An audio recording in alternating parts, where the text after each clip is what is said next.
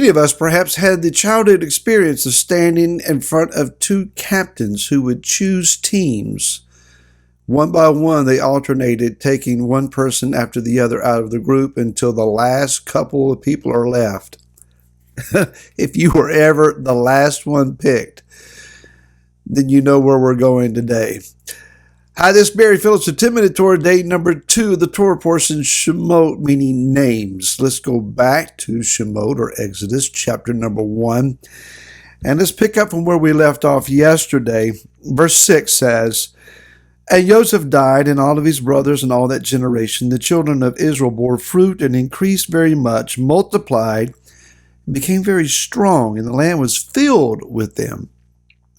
Then a new sovereign arose over Mitzrayim who did not know Joseph.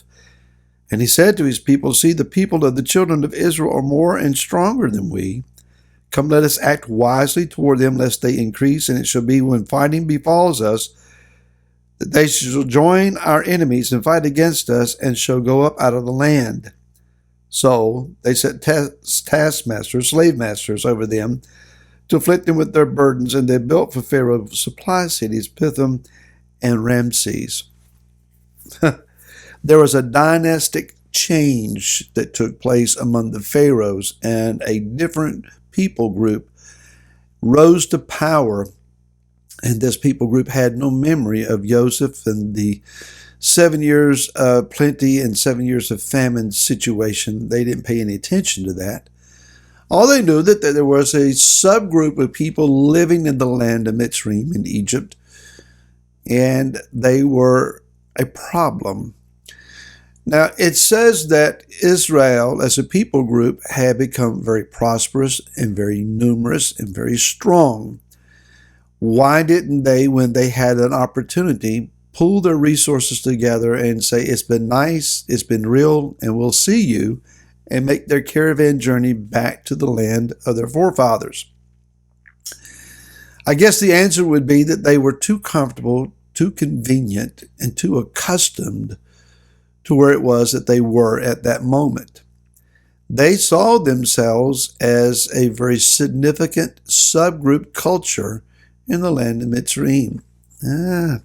Let's go back to Bereshit, to Genesis chapter number 15, where Yah is prophesying to Father Abraham, and he says in verse 13, And he, Yahweh, said to Avram, Know for certain that your seed are to be sojourners. Listen to this next phrase. In a land that is not theirs. The reality is that while Israel had become accustomed to the land of Mitzrayim, the land did not belong to them. No matter how influential they were, affluent they were, no matter how fluid they might be in the Mitzrayite language, in order to retain their Hebraic identity and hold on to the covenant promises that were made, they need to be put in a position to where they would recapture those things. They were not going to do these things for themselves, so Yah helped them by bringing about a season of persecution and great hardship. The reality is that you and I have to come to a place where we fall out of love with this present world. And that does not mean that we do not seek to be successful in our business, that we do not make plans for our future, that we do not set funds aside for our children's education. We plan for our future based on what we have at this moment, because that's what we have at this moment. But we should never lose sight of the reality also that exists, that we do not ultimately belong here, wherever here might be.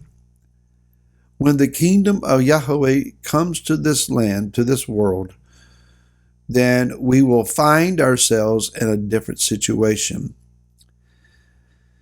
One might ask the question then, where is the focus? Who are we hoping picks us? What side, which captain do we want to choose us? You may be last in line. I very well may be last in line among those that Yeshua is choosing, but Yeshua chose me. I want to be on your team. Because I know that at the end of all that is played on the field, Yeshua's team wins. There are those that are Hollywood-centric. They're fascinated with entertainment, movie industries. They pattern their choices, their fascinations after whoever they deem to be the next rising star. Cutting their hair, dressing as such, and so forth.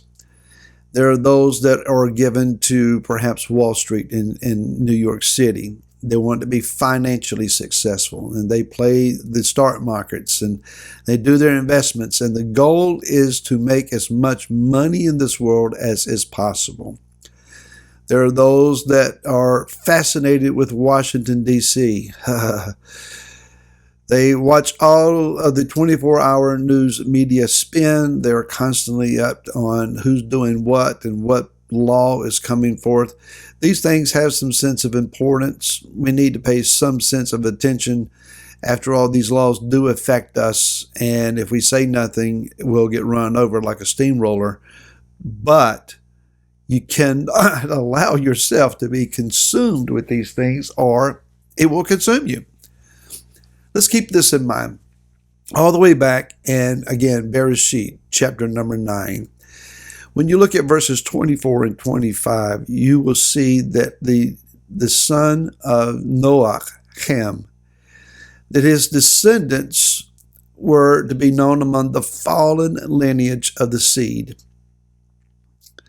These were those that walked contrary to Yah, to his will.